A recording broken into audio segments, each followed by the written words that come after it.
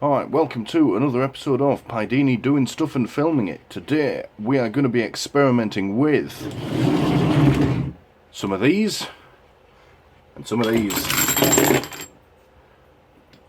Let's get on with it.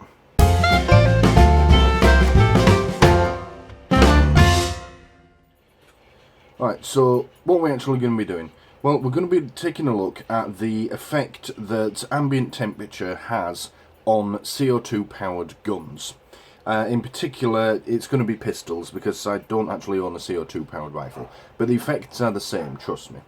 Now, the reason we're doing this now is here in sunny old England, right now, it is hot, like really hot.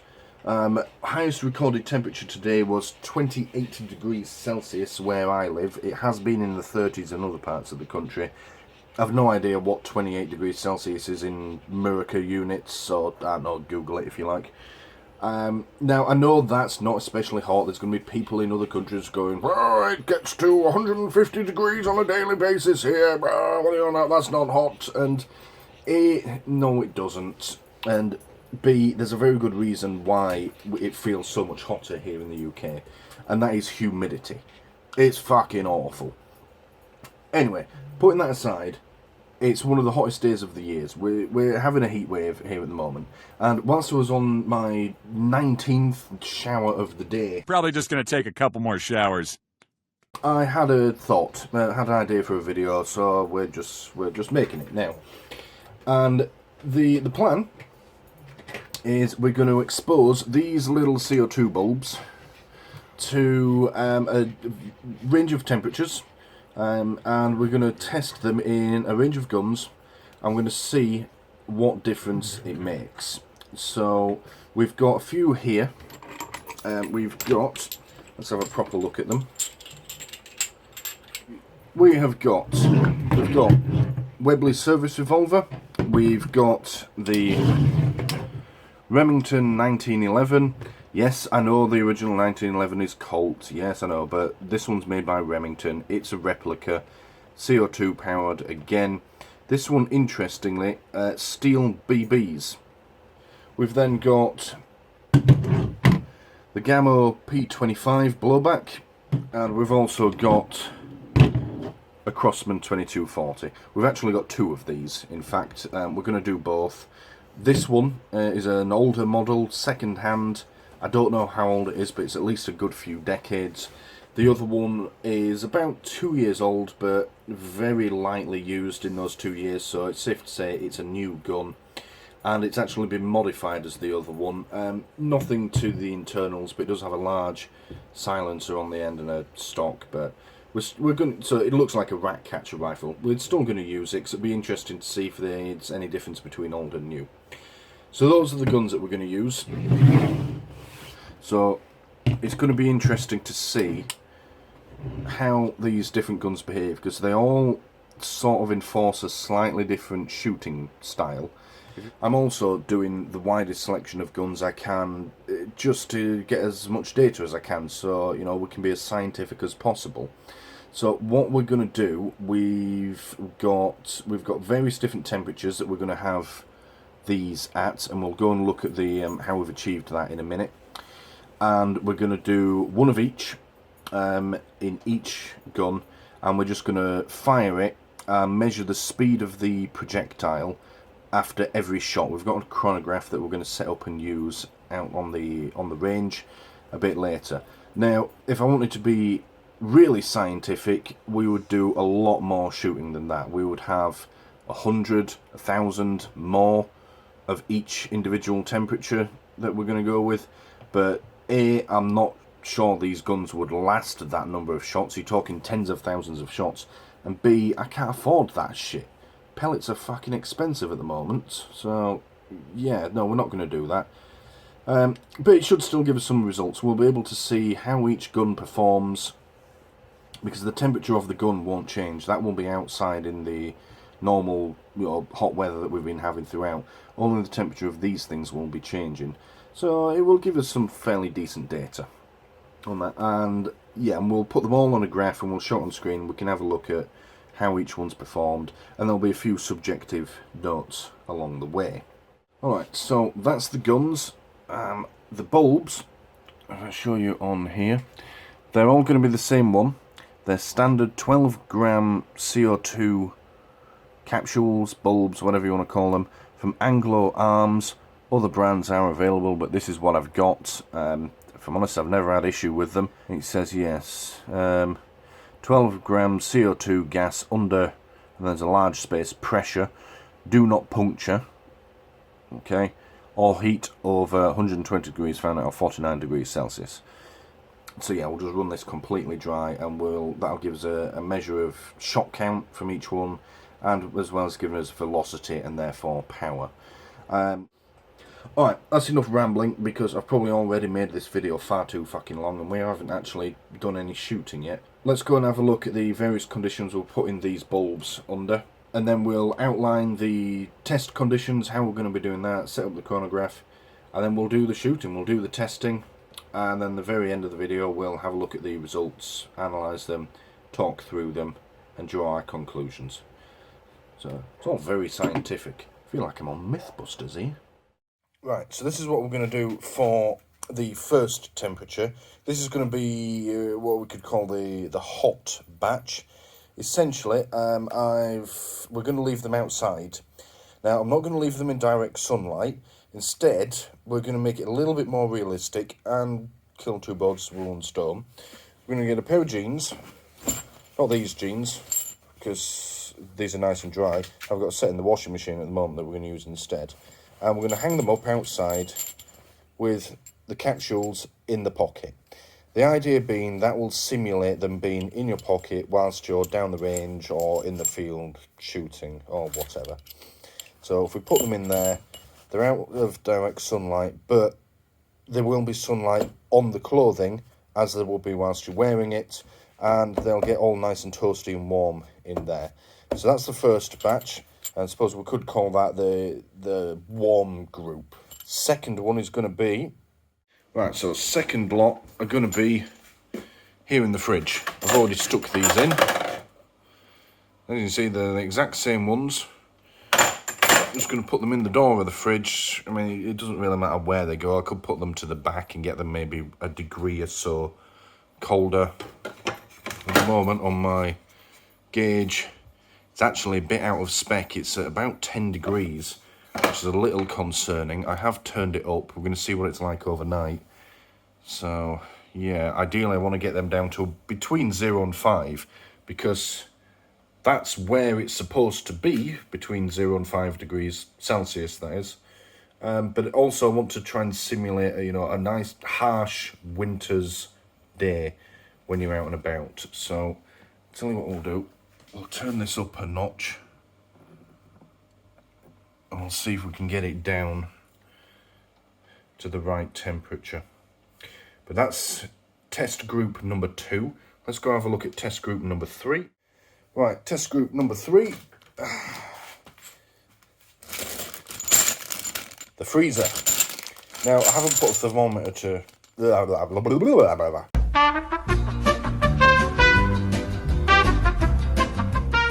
Now, I haven't put a thermometer in here, but everything that's in here is frozen solid, obviously. Now, most freezers work about, they should be sort of minus 15 to minus 25. Ideally, sort of minus 20 to minus 25 would be the tighter range. Again, tomorrow I'll put the thermometer in here. I only have one thermometer. I did have two, but fuck knows where one's gone. I think it got broken ages ago. So that will then simulate. Well, I mean, we're going outside the realms. I mean, who goes outside shooting in minus 25 degrees C? Are you like a crazy person? But it will give us a nice, good idea of the effect that it has. So yeah, we've got 5 in there. They already feel very cold to the touch. They've been in there about an hour or so. Might have a corn dog as well. Yeah, I'll have one of them in a minute. Yeah. So yeah, they're going to be the freezer lot. Like I say, I'll get a temperature reading in the morning. But yeah, they're going to be the extreme cold. We've got one more test group. Let's go and have a look at that. Right, and then for our final temperature range, you are going to need one baking tin. We've got the usual CO2 capsules in there. And you're going to want to add a little bit of salt, a little bit of pepper,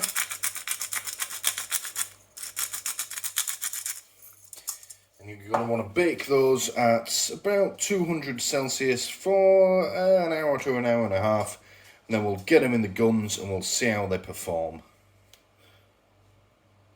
Yeah, just joking, we're not fucking doing that, Jesus Christ. You mad? Fuck that. Right, then quickly we're just going to come back upstairs, have a look at the chronograph that we're going to be using.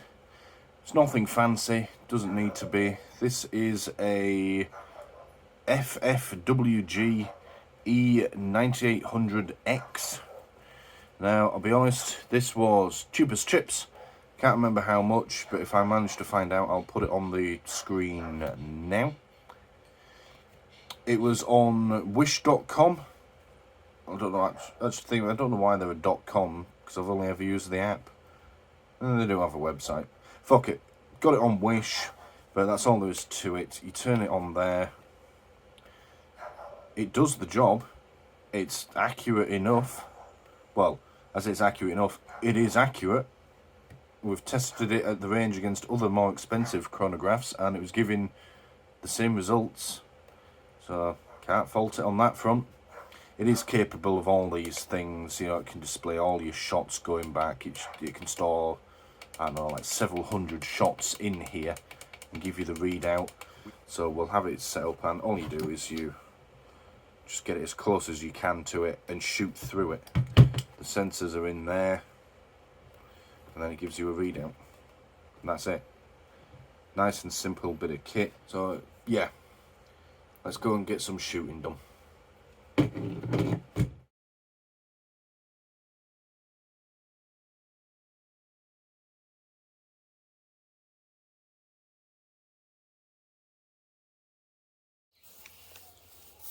Yeah, right, so finally got ourselves a lovely hot day.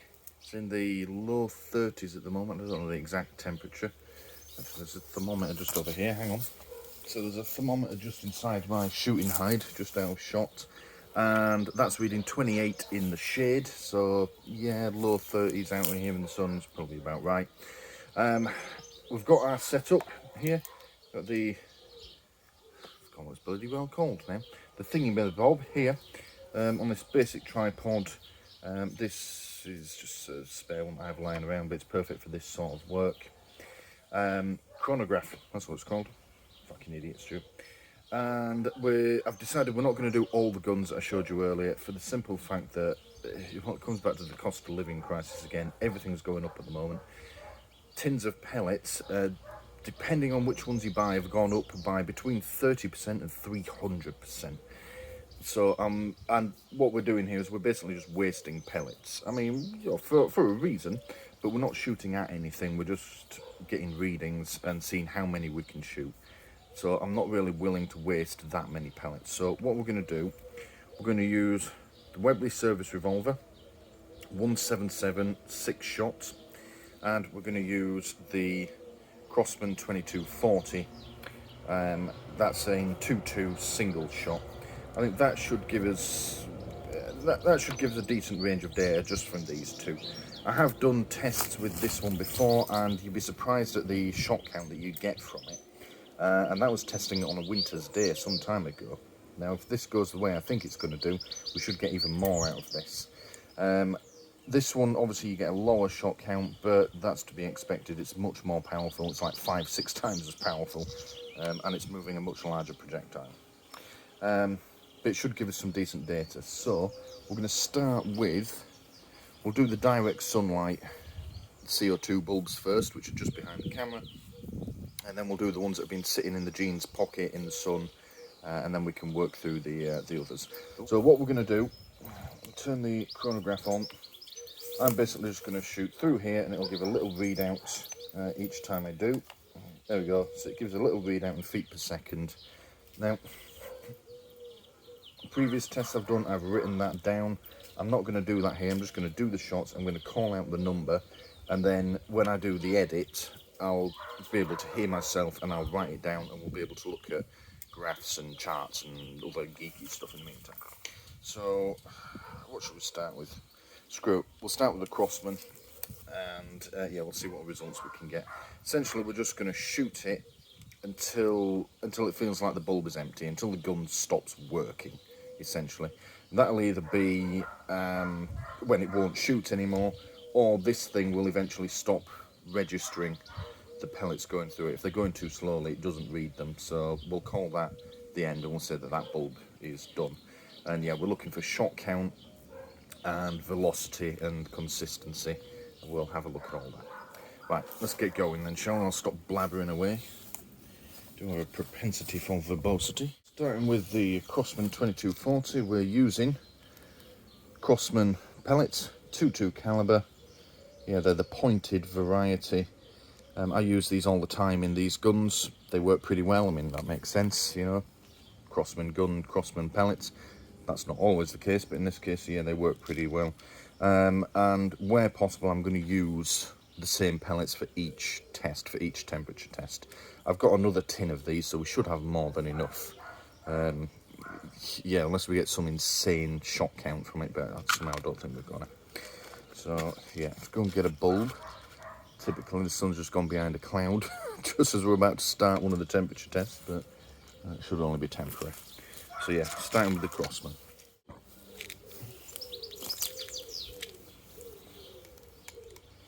So Crosman, it's loaded in this way.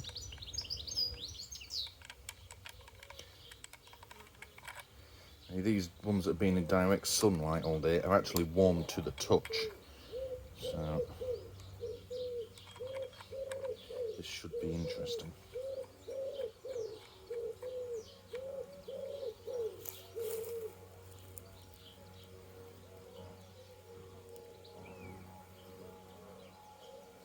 That's screwed in.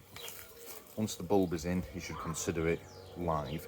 Earlier, as I always do when I put them away and bring them out of storage, I check to make sure I haven't left anything in it, but there was no pellets and no gas in them, so they were perfectly safe to handle for the purposes of filming. Now, usual range rules apply. So we'll start off. First shot.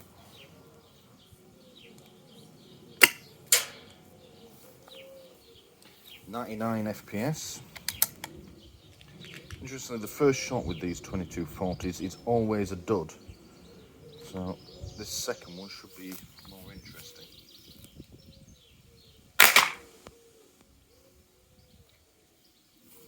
.368.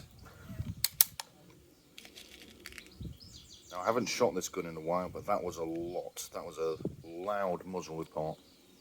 I can't remember the weight of these, but I will work out what power that was. Let's try the next one. 361.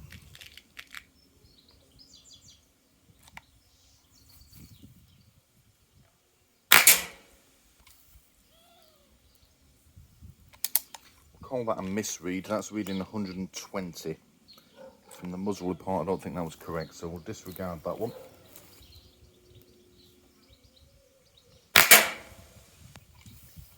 .360.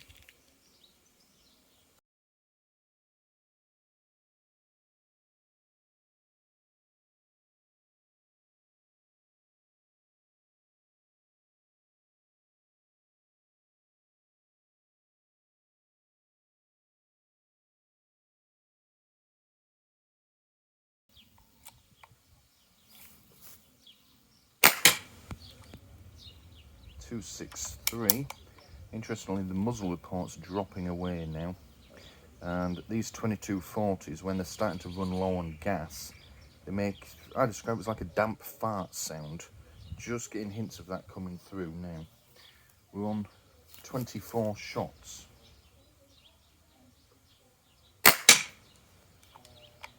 .241. I'm shooting this rather more rapidly than I would normally, but I want want to get this done. I don't want to be here all day. 188. Muzzle report changing considerably there.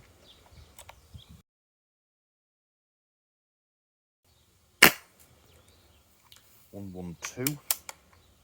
Pellets not reaching the backstop now, they're just landing in the grass.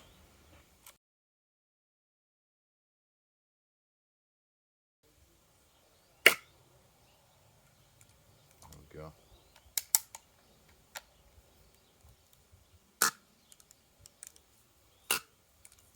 No, it's failing to fire now. So that's 34 that registered there. Take the gas out. And yeah, there's no hissing as I undo it, so that's definitely spent.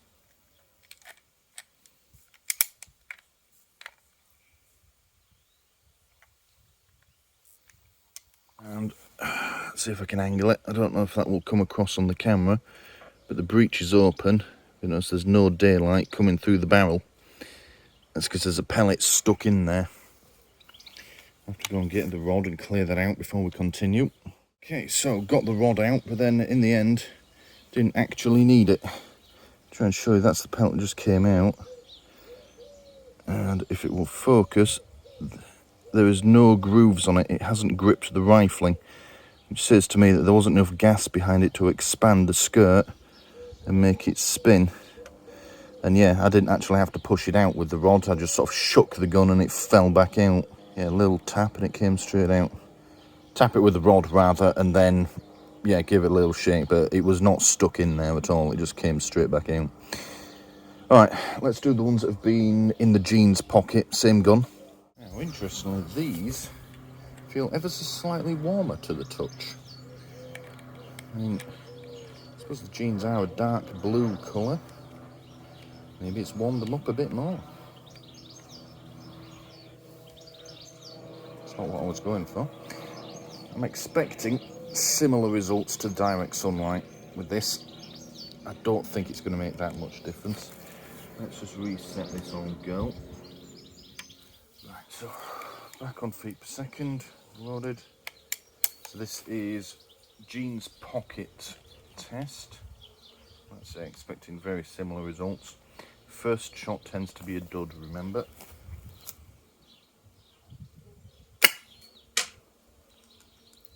Yep, as expected, 95. Second one was when it goes bang.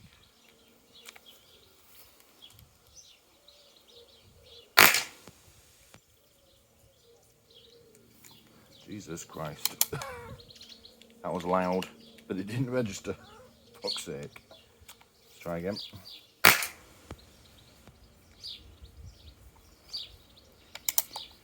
Not registering either. There we go, 371. That one didn't register either. Something not quite right here.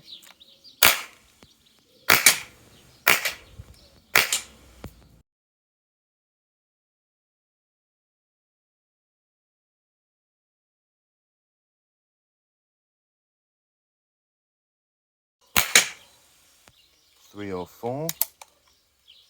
May end up having to do this one again. Getting a lot that aren't registering. I don't know if it's the chronograph or what. Or if it's getting too hot.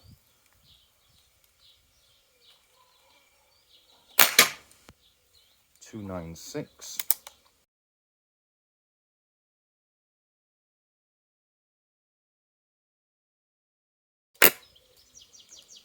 .33. Alright. Call that it. So that's 33 registered. Plus probably half a dozen that didn't register. So we're looking at broadly similar shot count to the direct sunlight ones. Let's try one more. 19, and I saw it land there. So yeah, that's the end of that one. Yeah. Okay, right. So that's the ones in the sunlight. Now I need to get the fridge and freezer ones out as a comparison. Oh, and I was going to do some room temperature ones as well, although it's pretty fucking warm in the house as well, so that might have to be for another day. Let's undo this. There's no hissing as I let the gas out either. So yeah, that one's spent as well. Yeah, that's done with. Use most of that tin of pellets. I've put more than one bulb out for each temperature, so if we have to do either test again, then we can. But yeah, hopefully those few missed shots won't skew the data so much. We still should be able to see how it was working. Alright. What next, I wonder? The freezer ones. Right, so I probably should do the fridge ones first, but screw it, we're going to do the freezer ones, and we can look at the data all in one go anyway. So the plan is, for the sake of fairness of the test, I'm going to go up there, because the freezer's up in the house. We're going to grab one, straighten the gun, straight back down here and start shooting without doing anything else. That way, hopefully it will maintain that temperature that it's at, you know, for as long as possible, so we'll have reasonably valid data. I've just checked the thermometer that I left in the freezer with them, and it's currently at minus 22 degrees. So we're talking over a 50 degrees Celsius difference in temperature here. So yeah, we should see some pretty interesting results. I've got, yeah, more or less enough pellets in there. I don't think we're gonna, if the story is true about shot count, I don't think I'm gonna need that many. So yeah, we're gonna quickly run off. This thing still hasn't reset itself, but whatever. It's on 34, so whatever shot count we get, minus 34. So, right, let's go. Let's be quick about this. Get the gun ready. Right, let's go. This should be interesting. Okay. There we go. So, first shot's always a dud. Then again, there's a chance all of them will be. Interestingly, I took it out, and as I'm screwing it in, it's covered in frost as soon as it's come out of the freezer. Like when you let one off when it's still half full and it freezes itself. So here we go. So first shot's always a dud. Oh, safety.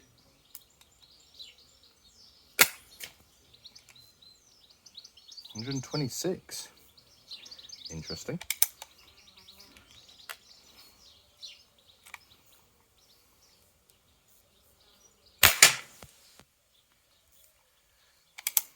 $302.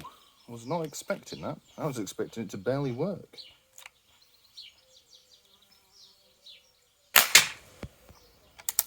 $306.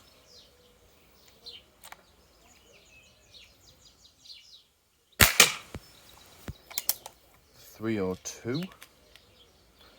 We're not starting in the high 360s like last time, but that's a lot more than I was expecting.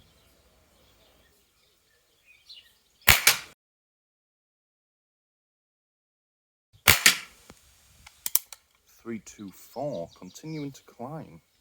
I think what it's doing is it's rapidly coming up to ambient temperature.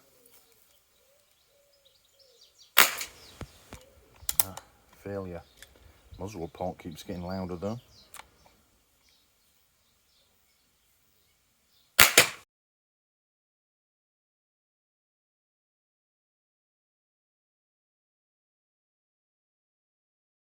The graphs will show, but this is feeling much more consistent in its power output, which is interesting.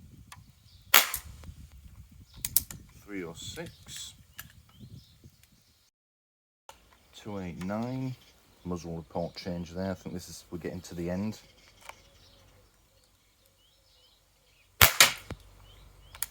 308. Muzzle report's back. Strange. 29. Running out of pellets, wasn't expecting that.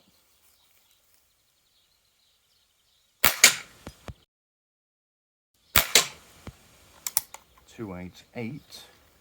We've now matched the shot count of the trouser pocket one. Curious. Last pellet in this tin. Failure to read. Second one quickly.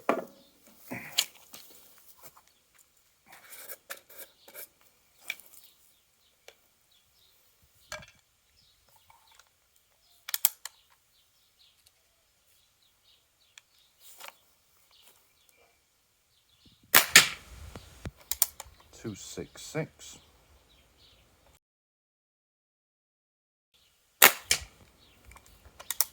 .186. Big drop there. Muzzle report changing as well.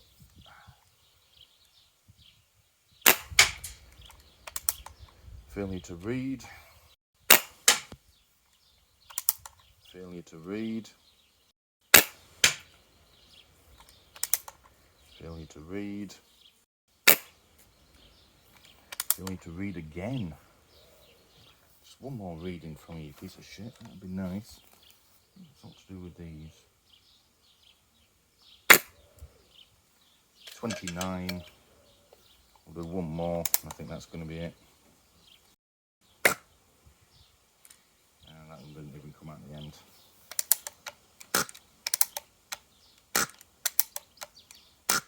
Okay, right, that's done with. And I think that was interesting. We'll have a look at the graphs properly, but we didn't get anywhere near the initial power. Here we come. There we go. Yeah, the two hot ones, the direct sunlight and the trouser pocket, both started in the 360s. This one I don't think got above 320, started in the 300s, but the first shot was a hot one, whereas with the other two it was duds.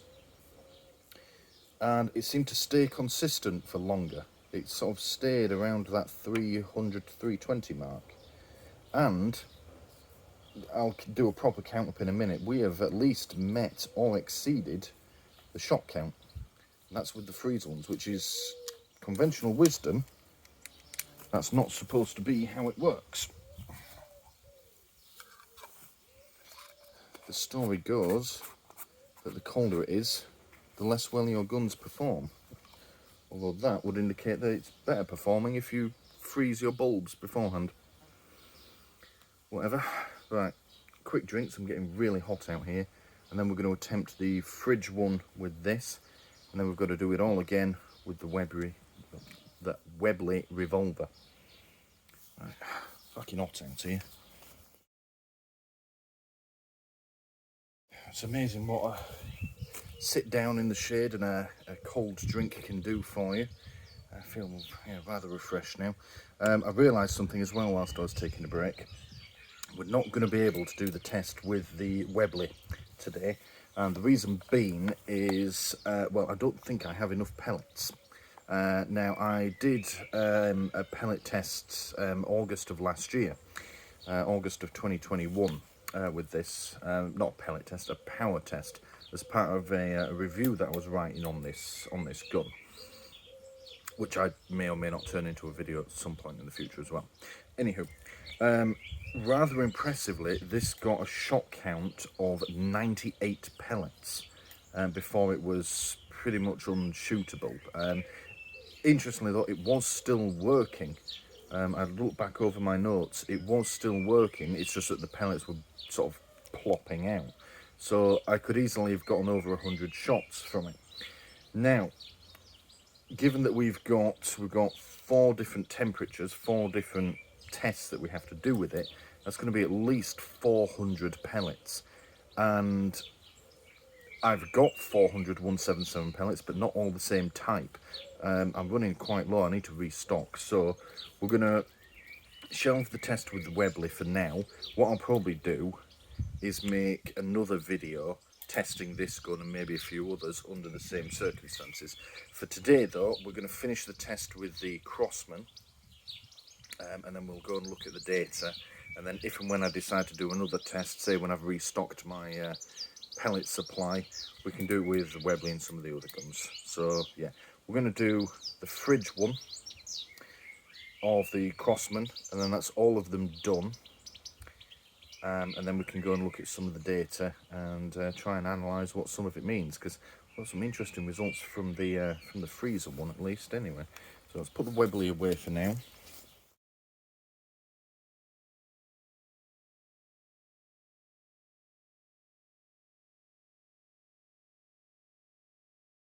Fridge test.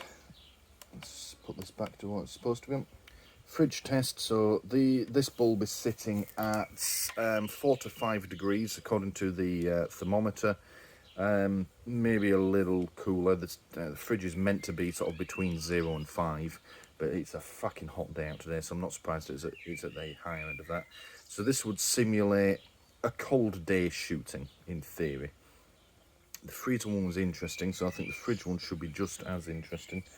That's ready to go, so same as before, we're going to quickly run up to the house, get the bulb in, and come straight back down here and start shooting before it has a chance to change in temperature too much. And then that'll be it, that'll be testing done for today. It's still fucking hot out here. Right, let's go before the battery runs out on the camera as well, shall we? Right, there we go. Let's get on with it. So, first one's normally a dud, but with the freezer one it wasn't really a dud. Still recording out. Yeah. Oh, safety again. So yeah, that's a dud. Failure to read. 257. Interesting. Failure to read. That's getting quite frustrating now. Oh, failure to read again. Failure to read. Failure to read again. Failure to read. It's just not having it. It's lighting up to say it knows a shot has gone through it, but then it's not giving a reading. Again, no reading. Again, nothing. Alright, we're going to abandon that at this stage. We've got more bulbs in the fridge, so it's not all lost yet. But there's something going on with this. Maybe it's a little warm. We'll go and put this away in the shade for a bit, give it a break, then we'll come back to this and see if we can't get any data out of it. But yeah, first half a dozen shots have got nothing, so any data it might spit out if I keep going, so going to be crap anyway. So yeah, I suppose a spot of plinking is in order, just to use up this bulb and pellets, and yeah, then we'll try again on the scientific front. On a side note, this may look like a pile of junk, and well, yeah, some of it is, but this thing here, it's for teeing off, say if you're at a driving range, and it was left here, well actually it was over there, by the previous owner of the house, and I didn't really do anything with it, it just sort of sat there. And then I realised I've got this shooting range set up, but right back where the hide is good for rifles, but it's too far for pistols. So I've measured this out to be a 10-metre shooting range. And renovating my range, which is desperately needed, won't be subject of another video, it'll be part of the shooting/garden series. Because yeah, the targets need redoing, the hide I'm going to redo, and yeah, there's going to be effectively 2 ranges in one. But yeah, since we're doing some plinking, let's see if I can hit a barn door from the 10-metre. I haven't shot pistol in a long time. Also, I'm still wearing my fucking wellies in this weather. What the fuck is wrong with me? Alright.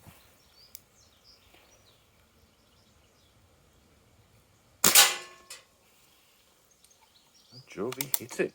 Fucking hell. The cricket just sat there. Or grasshopper rather. Curious.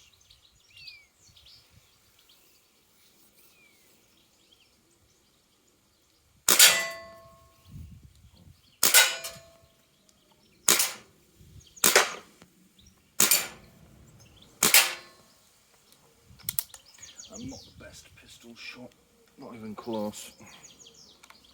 I'm mostly buying because they're fun.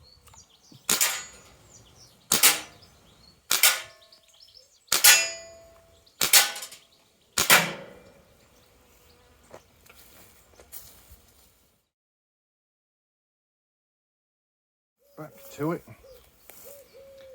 This thing's cooled down nicely. I went and left the pellets out in the sun, mine, so yeah, it's already getting hot. Can't keep out of the sun here, I'm afraid. So we're going to crack on. Same as before. Quickly up to the house, get the bulb in, and straight down here, and we'll shoot until it runs out. Then we'll go and compare it, because there's other stuff I want to be doing today, besides looking at a chronograph that's not working.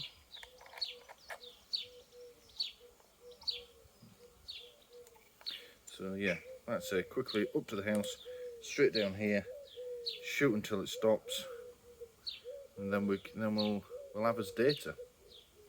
Right, let's crack on. Right, this is the fridge one.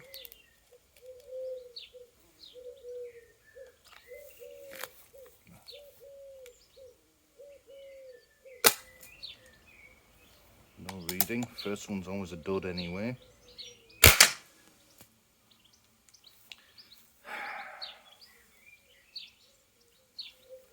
Again, it's lighting up. It knows something's going through it, but it's not giving me a reading. Yeah, getting no readings again. Alright, let's try something else. Sun.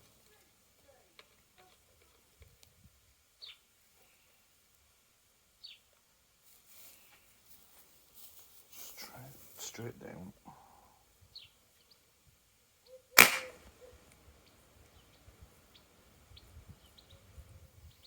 Well, that registered 355. So, okay, let's screw it back on and we'll keep going with this bit of the test.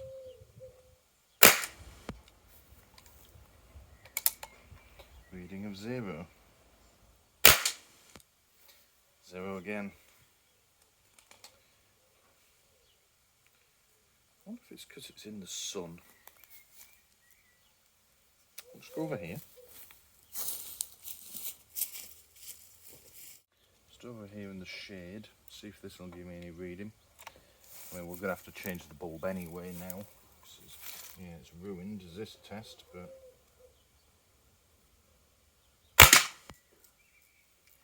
366. 360. I think this thing just doesn't like being in the sun. 357. 353. 354. 351. 346. 346 again. 341. 330. 336. 330. 316. 326.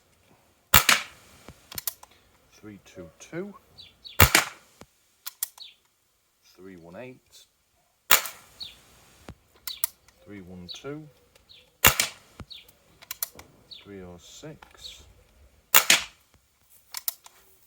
292, the first one under 300. 282. 273, definitely. 254. 247. 226. 212. 183. Also did 161. That somehow did hit the backstop. 144. 107. Getting that. 92. 24. It landed right there. Try one more, shall we? No, gone. Oh, there we go. We've got the go down.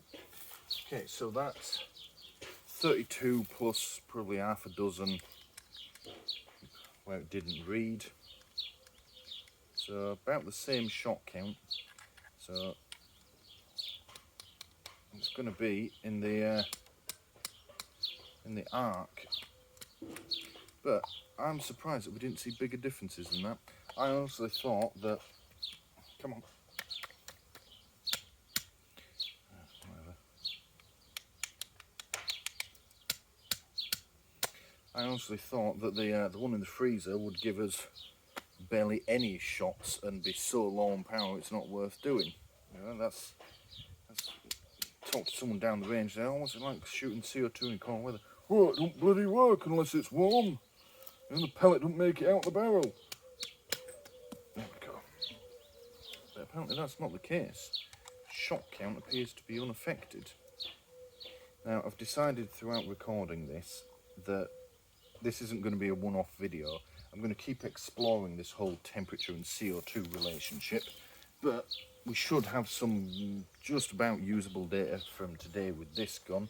In the future, I think what I'm going to do is get myself some cheap as chips pellets, because there's no point using my nice ones. You know, these ain't cheap after all. Yeah, and we'll go through different guns and in different weather. Because one thing that did occur to me is I may be putting a cold or a frozen CO2 bulb in it, but the gun itself is warm. So how quickly are they coming up to temperature? So yeah, we'll start using other guns. We'll see if we can do it more in the shade, because clearly that gives us better results. You know, get fewer misreads. And you know, in 6 months' time, we might revisit this and do it, say, in winter. You know, we'll do one at, say, ambient temperature, which could be like, you know, fridge temperature, just outdoors. We'll have one in the freezer again, and we'll see if we can heat some of them up gently and take it from there. But yeah, let's go and have a look at the data. I've got some nice graphs and stuff for you to look at now. Alright, so let's have a look at how we analysed the data that we got. So we started off, well, basically I just took it and put it all into a load of spreadsheets because, well, I'm a bit of a geek and that's the sort of thing I do. So we have, yeah, we made 1, 2, 3, 4, 5, 6 spreadsheets, and then from that we were able to look at the data and make various charts and graphs and such like for it. Alright, so the first test that we did was the direct sunlight, so that was this one here. This one fairly simple. Yeah, this one fairly simple, so I worked out the weight of the pellets. I did that by basically weighing 10 of them on my scales. I've got a set of tough weight scales. They do the job quite well. And yeah, weighed 10 of them, took the average, and it was 14.4 grains. This is the Crosman pointed that you saw me using. And from that, I basically watched the video back and then put the speed in feet per second, FPS, into this column here. And then using a formula, which is here. So the formula to calculate muzzle energy is pellet weight times muzzle velocity times muzzle velocity, all divided by 450240. I'm not sure why that is, but that is the formula.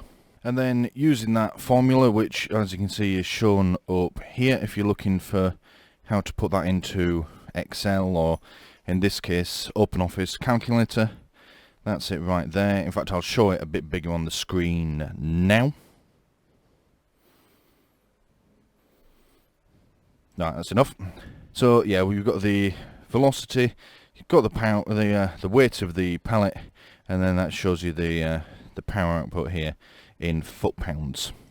other measurements are available, but that's kind of the standard here in the UK. And then from that you're able to make various charts and graphs over here. So this is one of power output, and I've put a trend line on, and then you've got one of feet per second here. Obviously they correlate with each other more or less. So, and then I've done another couple more with the anomalies removed, and by that I mean the ones here and here where we got a bit of a dud reading. So the first shot, as I said, was always a dud, and then on this particular set of tests, for some reason number 4 read at 120. It's obviously wrong, so we just remove those from here. We're not manipulating any other data.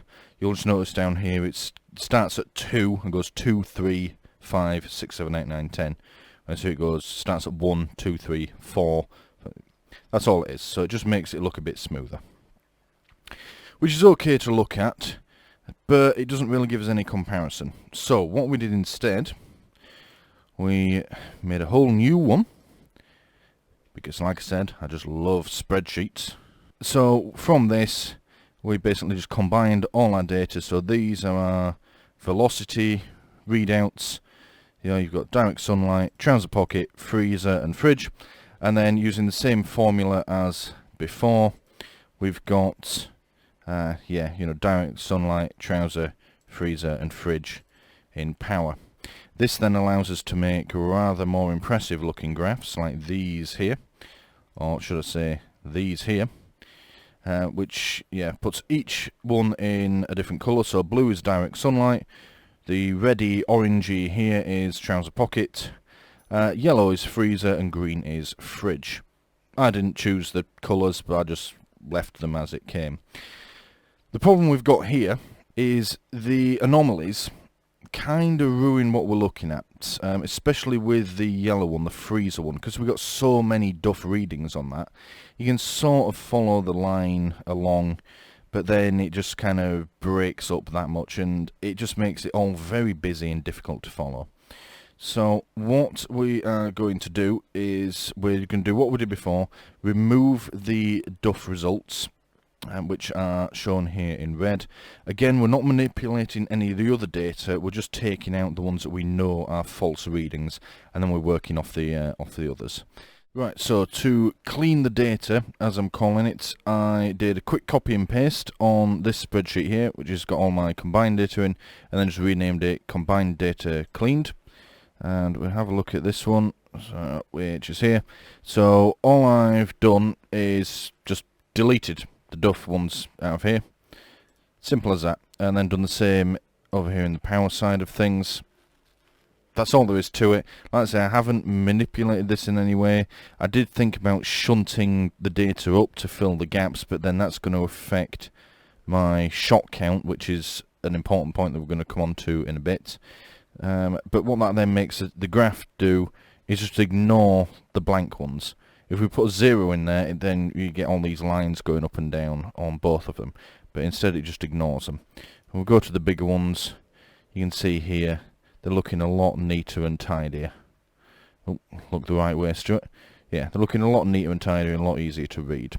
So let's bring them up on the screen. Let's make them full screen now. We'll have a proper look at them, because these are really quite interesting. Right, so this first one is velocity. Same again, we've got the direct sunlight in blue, trouser pocket in the reddy orangey colour, the yellowy colour is the freezer, and the green is the fridge. Now this is interesting. So by far and away, the ones putting out the higher velocities, at least to begin with anyway, are the higher temperatures. So you can see here blue and red, which is the two that are outside, direct sunlight and trouser pocket, start off the highest, more or less the same. I think the trouser pocket one read slightly higher, but it's not an exact science, so they're more or less the same starting here. Fridge had a few misfires to begin with, a few 0 readings as you saw in the video, so that starts here, but it's more or less the same. And you can see in these first 10-15 shots, they're all tracking about the same velocity coming out. Freezer doing exactly what we expected it to do, far lower, as in like 150 feet per second lower. Actually, no, it's not that much, is it? About 75 feet per second lower, you Stuart, you fucking idiot. So it's doing pretty much what we expected it to do, and it's tacking along until you get to around the 20 to 25 shot mark down here. This is where it gets interesting, because the freezer one, I mean, the line's a bit broken. For some reason, OpenOffice doesn't want to join up the lines when there's data missing, but whatever. The line's a bit broken, but you can see there's a gradual decrease in velocity from the first three, from direct sunlight, trouser pocket and fridge. And it's going down and down. It does what you expect with these sorts of guns. It's gradually stepping its way down, and then when you start to reach the end of the supply, it plummets off for all of them. Interestingly, direct sunlight dropped off the fastest, followed by the fridge, and trouser pocket lasting slightly longer. Freezer, however, keeps on going. See, by the time we get to short 30, 29 or 30, freezer is still putting out pretty consistent velocity. I mean, it's a bit up and down here and there, but it's staying above the 300 FPS mark. And it keeps going, and it dips below it a bit there, and then back up, and then it sort of starts to go. It's not until we get to shot 43 here that we really start to see it drop away. And then we had a number of duff readings, and the last one is just this little yellow one down here. So, but I mean, you can imagine the line that this took. It's got to here and then dropped right off. That's interesting. I did not expect that. If I'm honest, from what I've heard and, you know, the conventional wisdom, sunlight and trouser pocket should have been the fastest, fridge should have been lower, and then freezer should have been down here and staying down there and, you know, getting much lower shot count and just dropping off to nothing. But that's very interesting. I mean, it would appear freezer gives you more shots, more consistent power output for longer. Granted, it is low, not power output, velocity, but it looks like it gives you more consistent velocities for longer than the other temperatures do, and gives you more shots from it. It's very interesting. Now, this line is a bit all over the place, so in terms of shot-to-shot consistency, it's a bit further off. I mean, you can see here it goes up and down and up and down and up and down all the way along. Whereas these sort of follow, there's a bit of up and down in when you first start, but they're generally tacking in all the same direction. But that's very interesting. I was not expecting that at all. I was expecting, yeah, freezer to just sort of start here and go, bleh. But it hasn't. So let's have a look at the next one. This one is power. And it's very much the same. Like I say, these two graphs tend to mirror each other. So direct sunlight, trouser pocket and fridge starting off where you expect. Interestingly, this gun appears to be a bit down on power. I might have to look into that. These are supposed to put out about 5.5 foot-pounds of power. The legal limit for pistols in the UK being 6 foot-pounds. I know my newer Crosman 2240 is doing that. Well, at least the last time I checked it was. But yeah, this one seems to be down a bit. But it's the same story. You know, they all start off more or less the same. Again, we've got a load of duff readings, so fridge doesn't kick in until here. But it's in the right area. You know, they're all within 0.5 of a foot-pound of each other. And it goes on, and it's a bit steeper here because you only need a slight decrease in velocity to correlate to a big drop in power, especially in 2.2 because they're quite heavy projectiles. But it's the same story. You know, the direct sunlight one, which you'd thought would have been the hottest one, drops off first. Fridge does something similar, that drops off second. The trouser pocket one lasts a little longer. Now, I did notice the trouser pocket ones felt warmer in the hand than the direct sunlight ones. It's not to say that they actually were warmer, but they felt warmer. But freezer has done it again. It starts off, it's much lower, I mean, it starts off, it's below 3 foot-pounds. It sort of hovers around that. Does go up a bit, and then it sort of dips and then levels off, and then you get the usual steep drop at the end. And again, it's done the same thing. It's sort of all over the place. It's not especially consistent, but it does seem to be sticking within, well, less than a foot-pound shot to shot. It's a bit up and down, but it lasts longer. We're getting more shots. They're generally consistent for longer, and then the drop comes much, much later. Very interesting.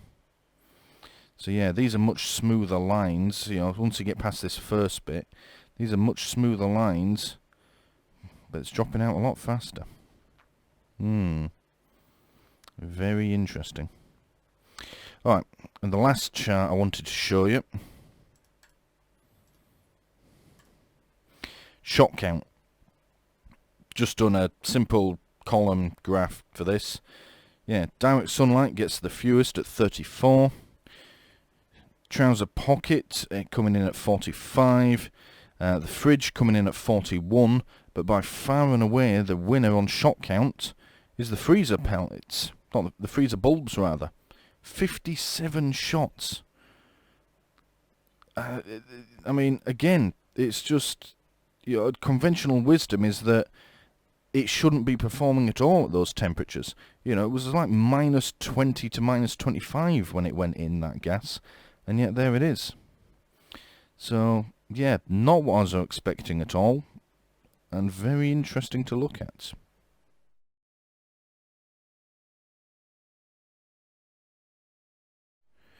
Right, so what conclusions can we draw from this? Well, I suppose the first question is, does temperature affect the performance of CO2 powered guns? Answer, yes. Yes, it absolutely does. Although that's kind of an obvious one. That was never really the question I was setting out to answer, because of course it does. It's compressed air, temperature, laws of physics kick in, so yes, we already knew that it had an effect. Second question, is it as dramatic as people say it is? Answer, no, not really. At least so far, anyway. Now, if you read anything about it, especially if you go on the internet, go on, I don't know, Facebook groups or something, or even in more professional publications, magazines and such like, they will tell you that CO2 guns struggle in cold weather, and struggle badly. And in my own personal experience, that has shown to be true. I've been out shooting CO2 guns outdoors in the winter, and there's a noticeable drop in performance. You don't even have to be measuring it like we've done here for it to be noticeable.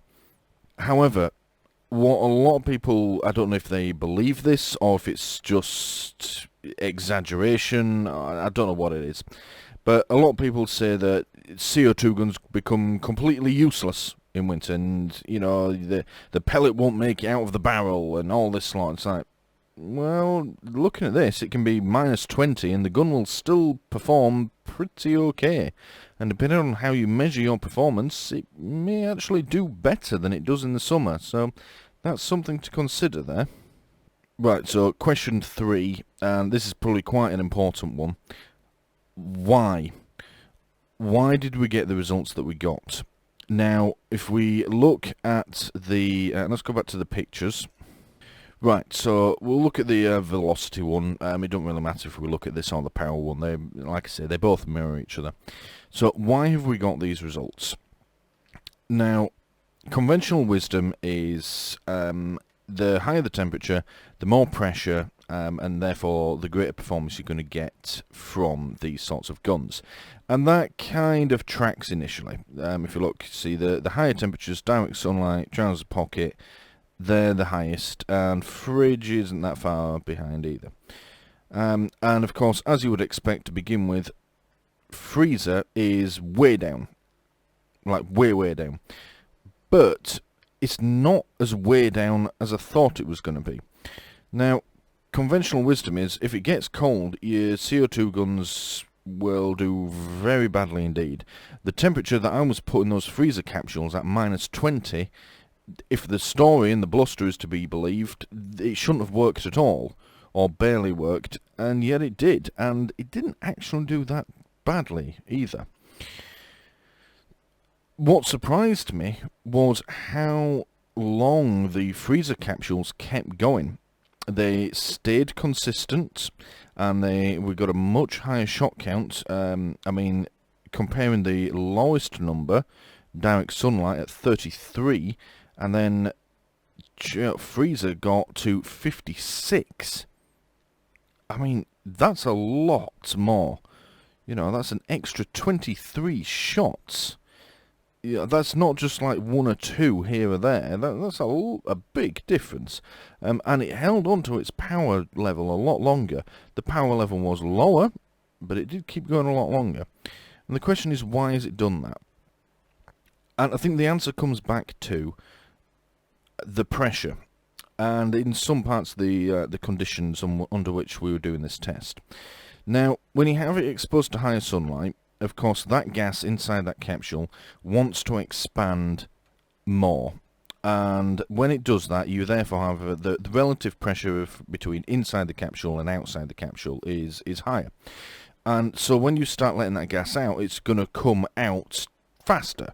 It's going to come out harder and, you know, give you more power through your gun.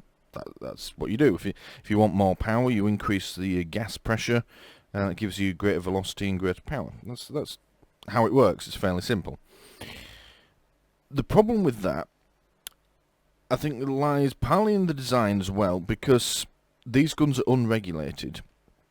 But it also means, say that the port, when you pull the trigger, the gun opens a little port and then closes it again, and it lets a little bit of gas, goes through the breech, behind the pellet, pushes it down the barrel, and that's how you shoot an airgun. When it's under higher pressure, not only is it coming out faster, but you're going to be letting more of it out. You know, if you think about running a tap. If you run the tap absolutely flat out, you fill a jug of water, and then as that jug's getting full, you want to swap to another jug of water, but in between you're going to spill a little bit. Now, if the tap's running flat out, that swap over, you're going to let more down into the sink, or you're going to spill more of it out. Whereas if the tap's running a bit slower, you're not going to spill as much. Same with the gas when it's being let out. If it's coming out at a rate of knots, you're going to let more of it out, and therefore there's less of it left in the capsule ready for the next shot. And I think that's what was happening here. Because we'd lowered the internal pressure on that capsule, the gun was still doing the exact same thing it always does. As in, it was opening the valve for a set period of time and closing again. But in that time, less gas was getting out, which meant there was more left in the bulb, and therefore more shot count to be had. That's what I suspect was happening here. You know, the higher the pressure, the more you get out of it initially, but it doesn't last as long. And that's part of the reason why we're going to do some more testing here as well, because I want to push this further. I want to experiment. We're having a second heat wave here tomorrow, as I'm filming this section of it, or recording this section of it. Tomorrow, which is going to be Tuesday the 19th of July, is predicted to be the hottest day in Britain since records began. We're expecting 42 degrees Celsius, which is the forecast. I mean, I had my little thermometer in the garden, and it was showing 42 degrees Celsius today, 43 in fact. So, and it's due to be even hotter tomorrow. Anyway, that's by the by. I'm going to try and get some shooting done out in that weather and get a bit more data, but I also want to see how other guns perform. So we're going to go a bit further with this. But coming back to the original point of why did this happen, yeah, I think it's to do with pressure and the way the guns work. Higher pressure, more power, but less longevity and lowered shot count. As for what that means in practical terms, when you're out shooting, well, that remains to be seen in future tests and future videos. I think if you were going for long shot count, your lower temperatures appear to be better. You know, as we've seen here, the colder the better, it seems. If you're out in the field, though, maintaining that temperature, I don't know. We need to experiment with this. This definitely warrants further investigation. If you're just going for raw power, obviously you want hot weather, you know, get your capsules all nice and toasty. Don't heat them up. They will explode if you heat them up too much, but, you know, there's no harm in having them in your pocket or leaving them out on the desk, you know, and use them there if you're going for raw power. And, of course, the guns are designed to work at a certain power as well, so if I was doing an accuracy test, I would expect the higher temperatures to be more accurate. But that's again, subject to another video. So, yeah. Those are about the only conclusions we can draw at the moment. We need to go away. We're going to do a bit of research into the effects of this. There must be other people that have done this. But yeah, I suspect we're gonna do other guns in the future. Now, looking at this, I'm expecting to see similar results, but I'm not dependent on it. The results that we got today have surprised me. So, yeah, it'd be nice to be surprised again. When you're doing stuff like this, when you're doing a bit of science, it's good to be surprised. You know, if you already know the answer in advance, it's kind of boring, and you wonder why you did it in the first place. So yeah, that's what we'll do. Alright, and I suppose final question, because that one was very long. Am I going to do some more? Absolutely yes. But will it be shorter? Absolutely yes. I felt it necessary in this video to show what I was doing, why I was doing it, and then to have a right good look into all my methodology.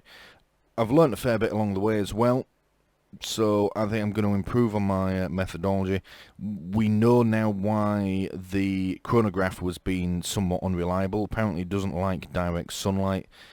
Must be something to do with the sensors inside it. I don't know if it's too bright in there, it can't detect the pellet. I don't really know exactly, but we'll just do our shooting in the shade, which is fine in this weather. But yeah, I've been able to make we'll make a few changes to the methodology ready for the next test so that it runs a bit smoother. But we won't have to explain everything, go through it. I know this has been a very long video, over an hour. I'm not that sorry though. I think it needed to be done. So yeah, the next ones will just be what gun we're doing, what pellets, get the shots done, look at the charts. That's all we need to do. So yeah, watch this space, and thank you for watching.